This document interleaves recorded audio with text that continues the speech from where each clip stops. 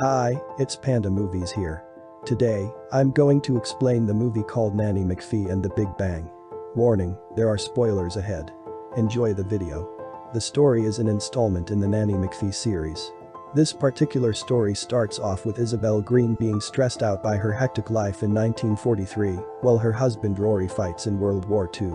She has 3 boisterous children to look after, Norman, Megsie, and Vincent, in addition to trying to keep the family farm running and her job in the village shop run by the slightly insane Mrs. Docherty. Isabel seeks childcare assistance when her children's 2 wealthy, pretentious, and snobby city cousins, Cyril and Celia, are evacuated to live with them in the countryside but begin squabbling with them. When the magical Nanny McPhee arrives, the children initially ignore her and continue to fight, which she quickly ends with her powers.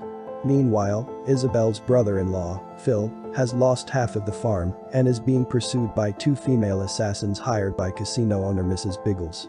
He tries everything he can to force Isabel to sell her half of the property, utilizing cruel and devious ways to force her to sell. When the kids discover one of his plans, they band together to rectify it.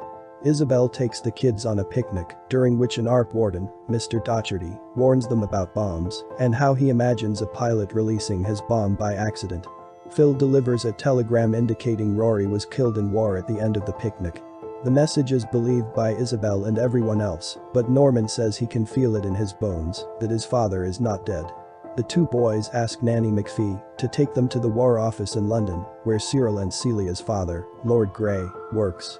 At first, Cyril argues it's simply because he's sad, but then accepts that Norman might be right, so the 2 boys ask Nanny McPhee to take them there.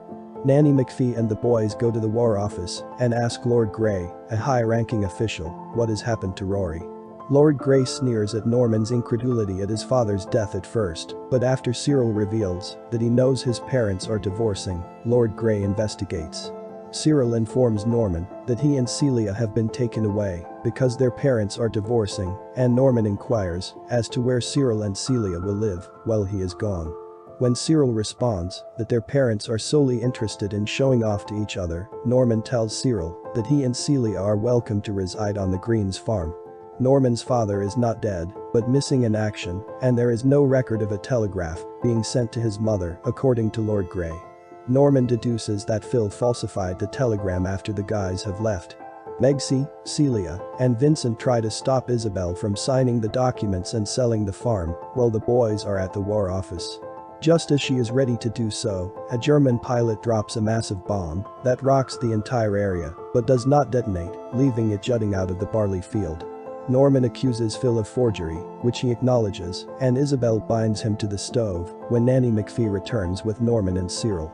Mr. Docherty falls from the ladder as the children watch him remove the device.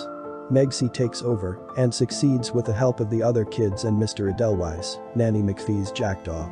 It is revealed that old Mrs. Docherty is actually baby Agatha from the first film and that she remembers Nanny McPhee when she helps to harvest the barley with a little magic, saving Phil from Mrs. Biggles' hitwomen in the process. The children and Isabel rush after Nanny McPhee as she walks away from the now happy family, only to see Rory, dressed in army uniform and with an injured arm, approaching them. He rushes up to his family, who embrace him.